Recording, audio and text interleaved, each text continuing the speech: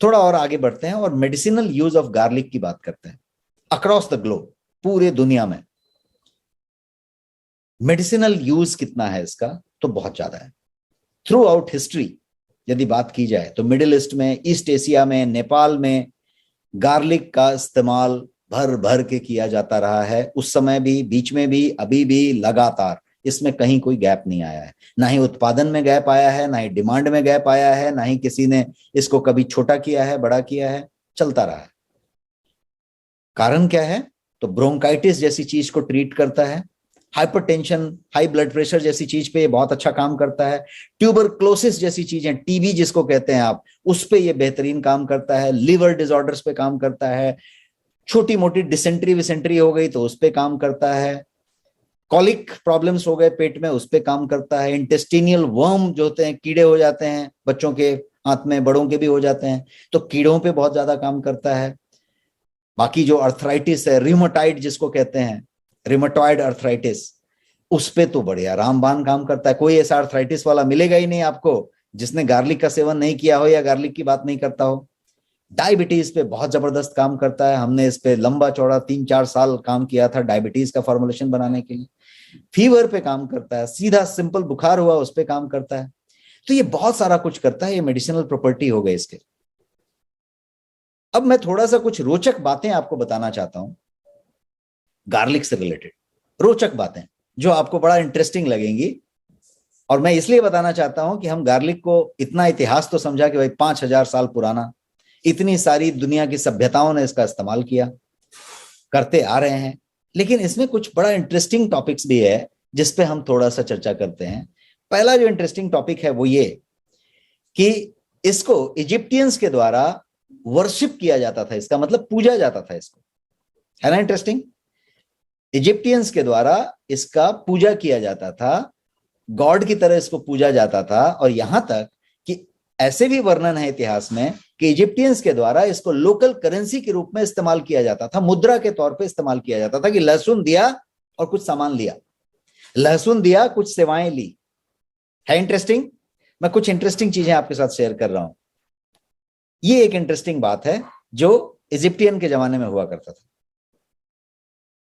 Workers को, उस समय वर्कर के साथ स्लेव होते थे, मतलब जिनको हम बंधुआ मजदूर कहते हैं, तो बंधुआ मजदूर को मजदूरी के तौर पे गार्लिक का गुच्छा दिया जाता था, भाई ये लहसुन लेके जाओ। और उसको बहुत कीमती माना जाता था, बहुत ज्यादा गुणी माना जाता था। और ये कहां पे माना जाता था, ये बड़ा इंटरेस्टिंग चीज बताने जा रहा हूं। जो ग्रेट ग्रेट पिरामिड्स हैं, जिनका रहस्य आज तक किसी को नहीं समझा, उस ग्रेट पिरामिड को बनाने के समय जो मजदूर इस्तेमाल किए जाते थे, बंधुआ मजदूर, उनको गार्लिक मजदूरी के तौर पे दिया जाता था। इसका वर्णन है इतिहास में। तो मैं ये बताना चाहता हूं कि बोलते हैं ना कि पिरामिड के जमाने का ये आदमी है, तो पिरामिड इतना पुराना, उस समय इसका मुद्रा के रूप में इस्तेमाल होना, ये बताता है कि कितना ज्यादा गुणी पावरफुल स्टफ है ये। It was so popular that garlic storage बहुत सारे जो है काम को रुका देने का, हड़ताल हो जाने का, ऐसी चीजों के कारण बनते थे। पिरामिड कंस्ट्रक्शन के समय जितनी बार काम रुक गया, जितनी बार हड़ताल हो गई, उसका कारण लहसुन था। Can you believe this? ये इतना इंटरेस्टिंग टॉपिक है। मतलब जब पिरामिड बन रहा था तो बीच बीच में जब हड़ताल हो जाती थी, काम बंद हो जाता था, कोई बहस हो जाती थी, तो इस बात के लिए हो जाती थी कि लहसुन समय पे नहीं मिला या लहसुन की कोई कमी आ गई, लहसुन की कोई बात हो। तो एक ये इंटरेस्टिंग टॉपिक था। एक और इंटरेस्टिंग टॉपिक आपके साथ शेयर करूं तो इतिहास में अगेन इस बात का जिक्र है कि 2 रिवोल्ट्स हुए स्लेव्स के, बंधुआ मजदूरों के, गुलामों के 2 रिवोल्ट हुए इजिप्ट में।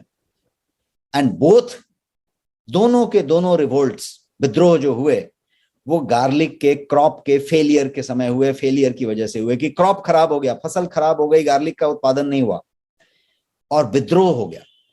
गुलामों में बंधुआ मजदूर जो उस समय सबसे ज्यादा हुआ करते थे, जिनकी लाखों की संख्या में पिरामिड बनाने में इस्तेमाल में उस समय थे, पूरा का पूरा रिवोल्ट हो गया। और ये पूरा का पूरा ये जो वो फसल क्यों खराब हुई, तो वहां पे एक रिवर है जिसको नाइल रिवर कहते हैं। नाइल रिवर में बाढ़ आ गई, फसल डूब गई, फसल खराब हो गई। अब जो मुद्रा था वही नहीं रही और वो समय पे नहीं मिली, इसलिए विद्रोह हो गया। तो अब बात करते हैं और एक इंटरेस्टिंग टॉपिक की, और वो इंटरेस्टिंग टॉपिक ये है कि भूत प्रेत आप सब मानते होंगे या सुनते होंगे, कभी जाना होगा, या इस तरीके की कोई विश्वास या अंधविश्वास या जो भी कहें उसको। तो ये जो पूरा का पूरा इविल आई जिसको कहते हैं आप, बुरी नजर, ये भी मानते हैं ना भूत प्रेत एक जगह पे है, एक बुरी नजर की बात करते हैं कि भाई ये जो है अच्छी नजर नहीं है, ये बुरी नजर है। देखिए ट्रकों पे लिखा रहता है बुरी नजर वाले तेरा मुंह काला पीछे, तो बुरी नजर एक होती है।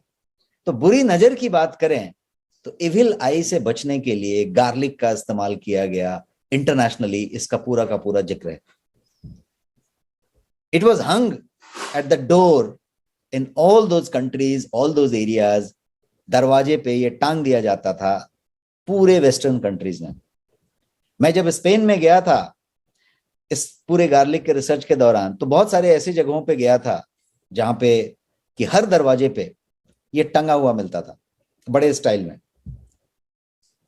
तो ये उस तरीके से इसका इस्तेमाल किया गया, और इसको माना जाता था कि ये जो है वैम्पायर्स को दूर रखते हैं। हमारे यहाँ जैसे भूत बोलते हैं, प्रेत बोलते हैं, उसी तरीके से वेस्टर्न कंट्रीज में वैम्पायर बोलते हैं, जो ऐसा दांत निकालता है और ब्लड शक कर लेता है। कितने लोग वैम्पायर का कोई जिक्र सुने हैं या कोई मूवी देखे हैं? या ड्रैकुला नाम की एक मूवी आई थी बहुत पहले जब हम लोग कॉलेज में हुआ करते थे, तो कितने लोगों ने सुना है ड्रैकुला वैम्पायर? मतलब वो क्या करता है, दांत निकाल के आपका खून ले लेता है, इस तरह की कुछ दंत कथाएं हैं। तो ये वैम्पायर को दूर रखता था, ब्लड शकर जिसको आप कह सकते हैं, खून पीने वाला भूत। तो इस तरीके का जिक्र है, ये भी एक इंटरेस्टिंग पॉइंट था, मैंने सोचा शेयर करूं। और एक इंटरेस्टिंग पॉइंट आपके लिए है, जो कि गार्लिक को एक तरीके से स्टिमुलेटिंग हर्ब के रूप में माना गया, कि ये स्टिमुलेट करता है आपको, जो है ये उत्तेजित करता है। गार्लिक आपको उत्तेजित कर सकता है, आपके पैशन को आपको इन्फ्लेम कर सकता है, इसीलिए इसको जो है स्टिमुलेटिंग हर्ब कहा गया। और यही कारण है कि तिब्बतियन मॉन्क्स जो थे, बुद्धिस्ट मॉन्क, तिब्बतियन मॉन्क्स, उन लोगों ने इसका सेवन नहीं करना शुरू किया क्योंकि ये उत्तेजित करने वाला था। और तभी जितने भी विडोज होते थे, विधवाएं होती थी, या फिर एडोलेसेंस के टाइम में इसका इस्तेमाल हटाया गया, बहुत सारे रिलीजन में इसका इस्तेमाल हटाया गया, इस तरीके की चीजें रखी गई क्योंकि इसको स्टिमुलेटिंग हर्ब के रूप में लिया गया। और ट्रेडिशनल चाइनीज मेडिसिन में, जिसका मैं एक क्वालिफिकेशन रखता हूं, उसमें डॉक्टर्स जो है इसको मेन को प्रेस्क्राइब करते थे, वुमेन को भी प्रेस्क्राइब करते थे इंटीमेसी प्रॉब्लम्स के लिए। यदि किसी को सेक्सुअली किसी तरीके का कोई दिक्कत है तो उसको गार्लिक प्रेस्क्राइब करते थे ऑफिशियली, किसमें? Traditional Chinese medicine. इसका मतलब ये हुआ कि ये जो बात है कि ये स्टिमुलेटिंग हर्ब है, ये भी बड़ा रोचक बात है। हम अभी तक इसको मेडिसिनली सिर्फ समझ रहे हैं, इसके गुण समझ रहे हैं, लेकिन देखिए हजारों सालों में इसको किस किस तरीके से इस्तेमाल किया गया। एक और चीज बताता हूं इंटरेस्टिंग, कि यहां पे मैंने एक तस्वीर रखी है बहुत पुराने ग्रीक और इजिप्टियन कपल की, जो उनके शैली में उन्होंने वेशभूषा रखी है। ग्रूम्स, जो दूल्हे होते हैं, वो क्लोव को, गार्लिक के जो कली होती है उसको अपने बटन होल्स में रखते थे। मतलब शर्ट का बटन होता है ना, उसके बटन होल में गार्लिक रखते थे। और उसका कारण ये था कि ऐसा माना जाता था कि ऐसा रखने से उनका हनीमून जो होगा वो हैप्पी होगा, फ्रूटफुल होगा। तो ये भी बड़ा एक इंटरेस्टिंग टॉपिक है। अनफेथफुल इजिप्टियंस, जो अपने वाइफ के प्रति अनफेथफुल हैं, वो जो है गार्लिक को चबाते थे, च्यू करते थे। वो किस बात के लिए च्यू करते थे? तो इसका जिक्र इस तरीके से है उन इतिहासों में कि वो जब घर वापस आए तो उनको उनका जो महिला है, वो जो है किसी दूसरे महिला का सुगंध ना ले पाए, इसके लिए गार्लिक लेते थे। और जो है डिफरेंट तरीके से क्या बोलते हैं उसको, मतलब थोड़ा सा उत्तेजना बढ़ जाए और उसके साथ वो रहें, इस तरीके के लिए ये करते थे। एक और आपके साथ इंटरेस्टिंग टॉपिक है, साहित्य की बात करें, क्योंकि सारी चीज लिटरेचर पे है। मैंने कोई पुराने लिटरेचर आपको दिखाने की कोशिश की। गार्लिक को बहुत बड़ा इंस्पिरेशन माना गया, लिटरेचर में इसका चर्चा है। गार्लिक को एंशिएंट इजिप्टियन में, ग्रीक में, इंडियन में, चाइनीज में, हर जगह के लिटरेचर में भर भर के इसका चर्चा है। इसको जो है बाइबल में मेंशन किया गया है, इसको तलमुड आपको मालूम हो, जो जेविश लोगों का ग्रंथ है, उसमें मेंशन किया गया है, कुरान शरीफ में इसका मेंशन है। Most of the Greek, Egyptian, Chinese और यूरोपियन मेडिसिनल टेक्स्ट जो हैं, जो उनके मटीरिया मेडिका हैं, जो उनके बुक्स हैं, उन जगहों पे इनको बहुत सारी बीमारियों के क्योर के रूप में वर्णन किया गया है, इसका चर्चा किया गया है। इसका मतलब यह हुआ कि लिटरेचर और साहित्य में भी ये भरा हुआ है। यहां पे मैंने कुछ गार्लिक का एक बड़ा सा खेत में जब पैक करके रख रहे हैं, उगा हुआ है, काट के निकाल के रखा है, उसको दिखा रहा हूं। वर्ल्ड वाइड खेती की बात करने जा रहे हैं कि कितना गार्लिक उगाया जाता है। तो वर्ल्ड वाइड जो डेटा है उसके हिसाब से 2.5 मिलियन एकर्स में गार्लिक का खेती किया जाता है वर्ल्ड वाइड। 1 मिलियन मतलब 10 लाख, 2.5 मिलियन एकर्स में गार्लिक का वर्ल्ड वाइड खेती होता है। This is the reported data. The whole world consumes garlic, garlic, garlic, इसमें कोई कहीं दो राय नहीं है, इतना इसका महत्व है। अब हम इसके गुणों पे आएंगे।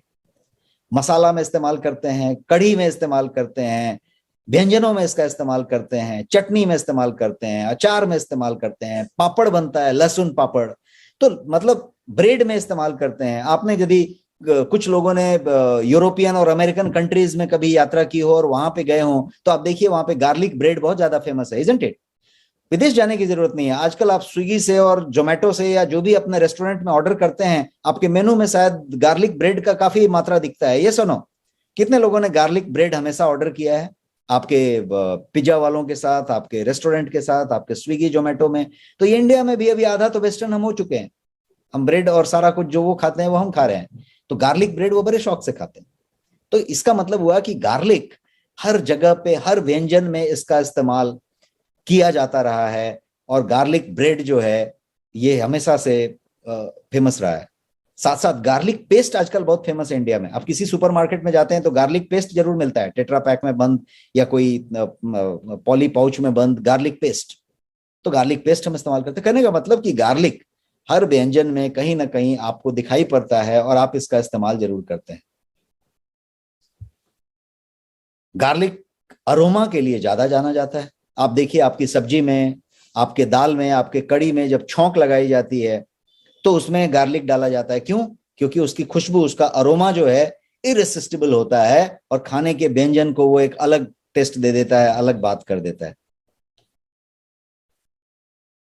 अरोमा जो होता है काफी कैप्टिवेटिंग होता है, आपको पकड़ के रखता है। बिकॉज ऑफ दिस, इसका जो है करीज के फ्लेवर को बूस्ट करने में इसका इस्तेमाल होता है, फ्राई में इसका इस्तेमाल होता है, टॉपिंग्स में इसका इस्तेमाल होता है, खासकर पिज्जा वगैरह टाइप के डिशों में, पास्ता बनाते समय इसका इस्तेमाल करते हैं। मीट प्रिपरेशन हो, कभी भी कोई भी मांस का व्यंजन बने, मांस बनाया जाए, तो बिना गार्लिक के नहीं बनेगा। आप टेस्ट चेक करके देखिएगा, गार्लिक उसमें जरूर होगा क्योंकि अरोमा की जरूरत होगी। डिप्स में इसका इस्तेमाल होता है। आप इसको ना कोई भी नाम दें, कोई भी इस्तेमाल बताएं, ये अरोमा फ्लेवर के लिए इसका जबरदस्त इस्तेमाल हमारे किचनों में किया जाता है। हमारे शेफ्स इसका इस्तेमाल करते हैं, हमारे घर के किचनों में इसका इस्तेमाल होता है, हमारे पार्टियों में इसका इस्तेमाल होता है, सब जगह इसका इस्तेमाल होता है। और इस अरोमा का खासियत क्या है कि ये आपके सेंसरी ऑर्गन्स को, जो आपकी वो जो सेंसरी ऑर्गन्स हैं, ज्ञानेंद्रियां जिसको कहते हैं, उसको ये स्टिमुलेट कर देती हैं। और उसको स्टिमुलेट करती हैं तो आपका परफॉर्मेंस, आपकी बिहेवियर, आपकी चीजें चेंज हो जाती है। गार्लिक जो है, यूएसए की बात करते हैं, ये तस्वीर मैंने आपको यूएसए की दिखाई है। यूएसए और यूरोप की यदि बात करें तो गार्लिक को 1990 से यदि बात की जाए, 90 से लेके 2020-22 की बात की जाए, 20-22 सालों में, 30 सालों में गार्लिक का जो कंजम्पशन है वो 3 गुना से ज्यादा बढ़ गया है। मैं यूएस और यूरोप की बात कर रहा हूं, जो सबसे ज्यादा सिविलाइज्ड या सबसे ज्यादा डेवलप्ड कंट्रीज माने जाते हैं। वहां पे गार्लिक का इस्तेमाल जो 25-30 साल पहले था उसमें और अभी में 3 गुना से ज्यादा का फर्क आ गया है, उतना ज्यादा इस्तेमाल शुरू हो गया। तो that means it is growing, it's not decreasing. ये फेमस तो है, बढ़ रहा है बहुत तेजी से। क्यों? क्योंकि इसकी मेडिसिनल प्रॉपर्टीज की जो बात हम कर रहे हैं वो है। मैक्सिमम नंबर ऑफ रिसर्चर्स यदि गार्लिक की बात करें, मैक्सिमम नंबर ऑफ पेटेंट की बात करें, मैक्सिमम नंबर ऑफ स्टडीज की बात करें, तो वो अमेरिकन्स ने किए हैं, यूरोपियंस ने किए हैं स्पेशली ब्रिटेन में हुआ है, स्पेन में हुआ है, ऐसी जगहों पे हुआ है। सबसे ज्यादा जो बड़े बड़े गार्लिक के फील्ड्स हैं वो स्पेन में हैं, यूके में हैं और ऐसी जगहों पे। तो सबसे ज्यादा, और बड़े बड़े खेतों के अंदर बड़े बड़े लैब हैं, बड़े बड़े लैब, और उसमें भर भर के एक एक लैब में 150 200 रिसर्चर्स काम कर रहे हैं खेत के अंदर। खेत है वहां पे, because they are studying on the live one. और वो लैब कुछ प्रोडक्शन नहीं कर रहे, वो लैब स्टडी कर रहे हैं, वो रिसर्च कर रहे हैं। Look at the kind of infrastructure, और कितना ज्यादा पैसा इसमें डाला जा रहा है सिर्फ स्टडी के लिए, क्योंकि उसमें से और कुछ पता करने की कोशिश कर रहे हैं। और एक भारत में आ जाइए, 5,000 साल पुराना, अमेरिका में ये 2,500 साल पहले आया, 5,000 साल पुराना भारत में इसके इस्तेमाल का जिक्र है। और हम ऑलरेडी उसका इस्तेमाल उसी रफ्तार से तब भी करते थे, अभी भी कर रहे हैं। तो हम सबसे ज्यादा बुद्धिमान थे, बुद्धिमान हैं, लेकिन शायद नहीं, क्योंकि हम जो है शायद इस्तेमाल धीरे धीरे गलत तरीके से करने लगे, क्योंकि हमारे यूनिवर्सिटीज को नालंदा की तरह कहीं और की तरह जला दिया गया, बाकी चीजों को दकियानुसी बता दी गई। तो हल्दी जैसी चीज का भी स्टारबक्स जैसी चीज में मिल्क लाटे बना के बेचा जाने लगा, और हम हल्दी दूध को पीना मना कर दिया कि ये सब दकियानुसी बातें हैं, हल्दी दूध पी के क्या फायदा। उसी तरीके से ये जो गार्लिक की बात है, लहसुन की बात है, इसको रिसर्चर्स ने रिसर्च करना शुरू किया, लेकिन हमने इंडिया में इसका इस्तेमाल कम कर दिया। और कम तो नहीं कर दिया, कुछ फैशन में कम कर दिया। कुछ लोगों ने कहा कि इससे भाई मुंह में बदबू आती है, इससे तो फाउल ब्रेथ आता है, तो उसके लिए बंद कर दिया। कुछ लोगों ने इसका करी में इस्तेमाल शुरू कर दिया, बाकी लहसुन धीरे धीरे गायब होने लगी। कितने लोग सहमत हैं मेरी बात से? Give me response in the chat box. कितने लोग सहमत हैं कि इस्तेमाल हम यहाँ पे कम कर रहे हैं? और मैं आपको फिगर दिखा रहा हूं कि अमेरिका, यूरोप में स्लाइड को इसीलिए रखा कि 3 गुना से ज्यादा इसकी इस्तेमाल बढ़ गई। हमने योगा कम कर दिया, दुनिया ने योगा शुरू कर दिया। हमने प्राणायाम बंद कर दिया, उन्होंने प्राणायाम और सारा कुछ शुरू कर दिया। हमारे पूरे के पूरे मेडिटेशन को यूरोपियन कंट्रीज ने क्या बोल के शुरू किया? हार्टफुलनेस। हार्टफुलनेस नाम का वर्ड आप गूगल करें, पूरा यूरोप, पूरा अमेरिका हार्टफुलनेस कर रहा है, और ये Heartfulness is nothing but your meditation. तो हमारी चीजों को दुनिया इस्तेमाल कर रहा है, हम उसको कुछ नहीं कर रहे। लहसुन शायद उसी तरीके का कोई चीज है, इसलिए मैं आपको उस तरीके से ये बताने की कोशिश कर रहा हूं ताकि आप जगें। और मैंने ये बताया कि मैं चूंकि बहुत सारा समय इसमें बिताया, इसलिए कुछ ऐसी जानकारियां आपके साथ शेयर करने की कोशिश की। अब चलते हैं सब्जेक्ट की तरफ। आधा घंटा हम बिता चुके हैं सेशन में, अब सब्जेक्ट की तरफ चलते हैं। मैंने जानबूझ के इसको थोड़ा रोचक बनाने की कोशिश की ताकि आप जो है इसके गुणों को और ज्यादा ईगर होके सुने और उसको, उसके फायदे को इस्तेमाल कर पाए। ये एक यूरोपियन साइंटिस्ट हैं जिनका नाम है डॉक्टर पीटर जोसलिंग। आप सब लोगों ने इनका नाम सुना होगा, और नहीं सुना है तो आप गूगल करके देख सकते हैं। ये एक यूरोपियन साइंटिस्ट हैं और ये गार्लिक मैन के रूप में वर्ल्ड में जाने जाते हैं।